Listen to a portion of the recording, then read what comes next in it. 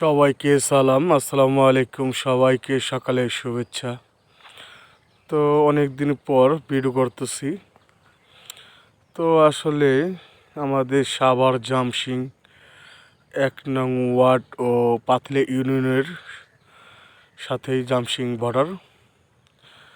তো আস্তে আস্তে আমাদের এই জামসিং এক সময় এখানে পানি থাকতো বর্ষাকালে। এখন আর পানি আর দেখতে পারবে না আমরা, বা প্রজন্মে যারা আসবে তারাও দেখতে পারবে না।